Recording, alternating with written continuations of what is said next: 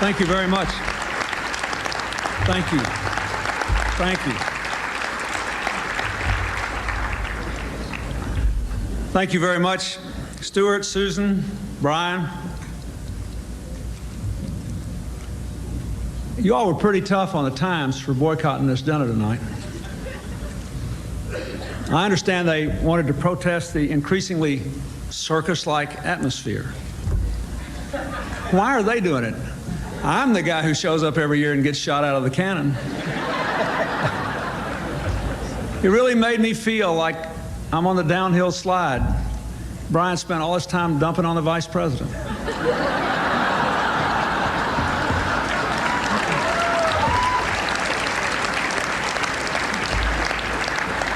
You know, you were really rough on him. That riff was pretty funny. I mean, you gave him credit for everything. And I think since you pointed out that he went to the Kentucky Derby today, I should say he claims no credit for siring the winner.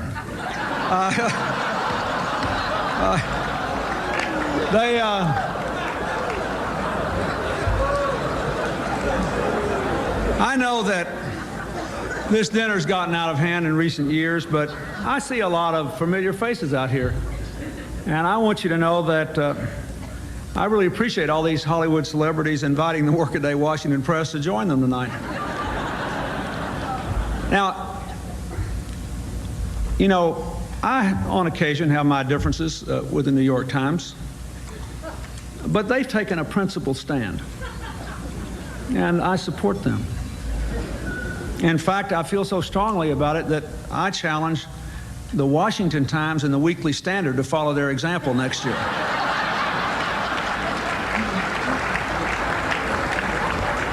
And the year after that, and so on. I know there was some talk about my not coming this year, and I admit the thought did cross my mind. But then I heard if I didn't attend, Aretha might not attend. And that would break Brian's heart, because we couldn't bear the thought of having Scott Pelley sing R-E-S-P-E-C-T. I hope you'll all enjoy Aretha, but, you know, and I love her, and I will certainly enjoy it. And I want to see you later. You know, I like to come here because there's those other parties later on. Now, last year, Sid Blumenthal swore he could get me into the Vanity Fair party.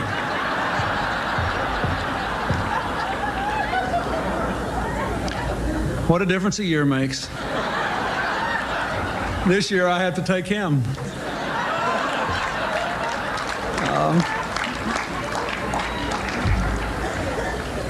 I love seeing all the White House correspondents in this room tonight.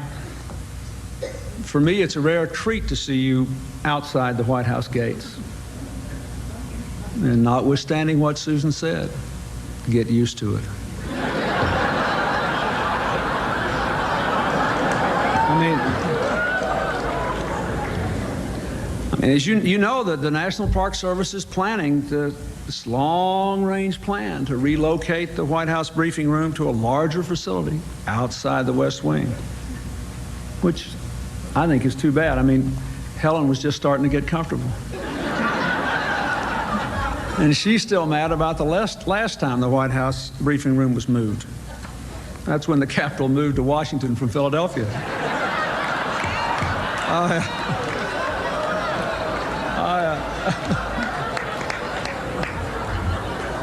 But look, this is going to be hard on us too. You know, if it's going to be really hard on the White House if they move the briefing room, because then the leakers will have to start dialing 10-10-321.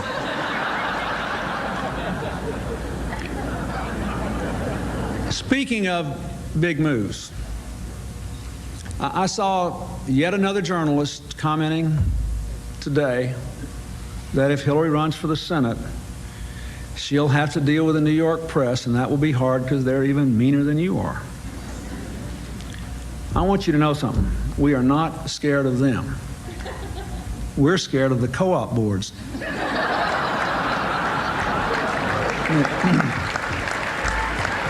I mean, have you ever seen one of those applications? I've been filling one out. Look, here's my answer to some of the questions. You tell me what kind of chance we've got. Question 2, anticipated employment, unknown. Question 3, anticipated earnings, unknown. Question 5, current residence, public housing.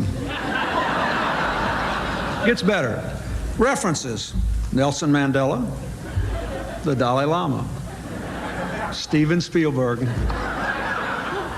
Outstanding debts, Williams and Connolly.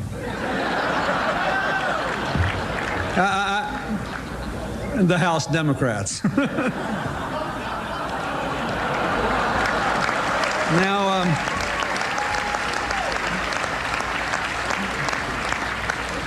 I know these are really busy times for all of you in the press corps.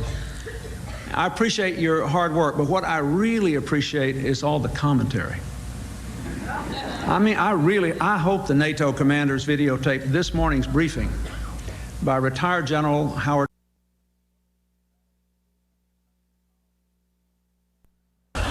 Press coverage has really changed a lot over the years. You know, during the 100 Years' War, the European press corps didn't even start second-guessing until 1370. Now, just imagine if today's press corps covered yesterday's wars. Here are a few headlines. Paul Revere's warning, too little, too late.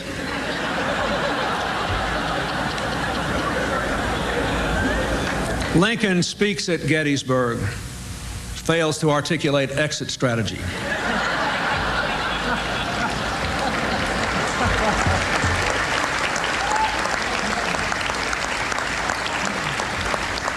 Teddy Roosevelt leads charge up San Juan Hill, GOP divided. MacArthur to Philippines, I shall return. Refuses to set specific timetable. This is the last White House Correspondents' Dinner of the millennium. Frankly, I'm surprised you see any news value in all this millennium stuff. I mean, after all, we've known about it for 1,000 years now. I think history will record that the world spent the last days of this millennium compiling lists.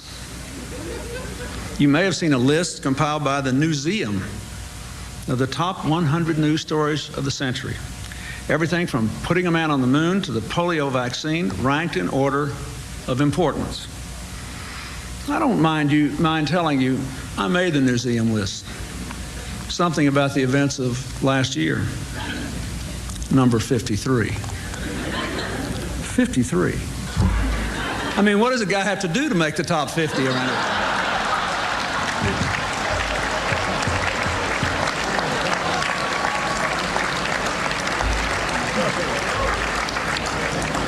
I came in 6 places after the invention of plastic, for crying out loud. And I don't recall a year of 24-hour-a-day saturation coverage on the miracle of plastic.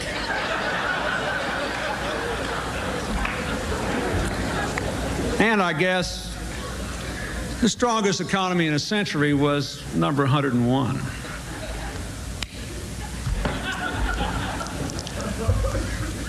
Ladies and gentlemen, I think it's really good for us to step away from the work we do for an evening and laugh a little. I thought Brian was really funny, and I like laughing at somebody else for a change. But I hope you'll forgive me if I sort of stop it now and say a few serious words, for these are not usual times. While we've got a lot to be grateful for in rising prosperity and falling unemployment, poverty, welfare, and crime, you all know we have real challenges. All Americans are still hurting for the families of Littleton and seeking ways that each of us can help to give our children less violent, more wholesome childhoods. And our thoughts are in Kosovo, where America and our allies are engaged in a difficult struggle for freedom and human rights, and against the destruction of other human beings because of their ethnic and racial heritage. The roots of violence at home and ethnic cleansing and racial hatred abroad are of great complexity and difficulty. but we know that our country is strong enough and good enough to meet these challenges. There was a reference to this before, but I want to say a special word about the 3 servicemen and their families. Our prayers have been with them for the past month, and there are indications that they may soon be released to Reverend Jackson and his interfaith group. We certainly hope that this will occur. But let us remember tonight also what is at stake for more than 1 million other people who've been involved in Kosovo. A very great deal. What is at stake there? What was at stake at Bosnia?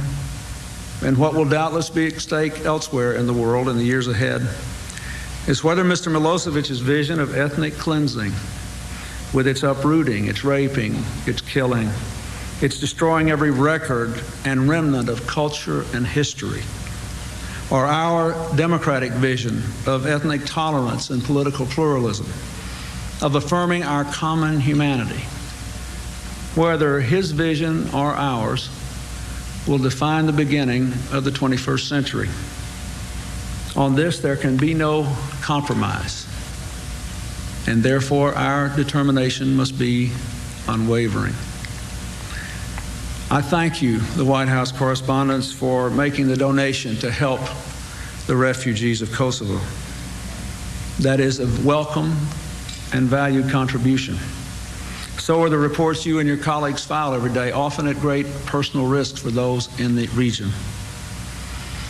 As our prayers are with our military personnel and our allies tonight, they're with the Kosovars, indeed with all innocent people who are caught up in this grievous affair. I again asked Mr. Milosevic to let the Kosovars come home with the Serb forces out and an international force in to protect all the people, including the Serb minority who live in Kosovo. And I asked the American people to remember what it is we are fighting for. A world in which the dignity of humanity counts for more than the differences of humanity. For human differences, when celebrated but contained, can make life a lot more interesting. But when unleashed as weapons of war, soon make it unbearable. The 20th century has seen altogether too much of this. If we and our allies, indeed if you and I as citizens and each in our official capacities all do our job, the world of our children will be better. It will be not only more prosperous, but more peaceful. Not only more diverse, but more unified. Not only more human, but more humane. Let that be our prayer tonight and our determination. Thank you very much, and God bless you.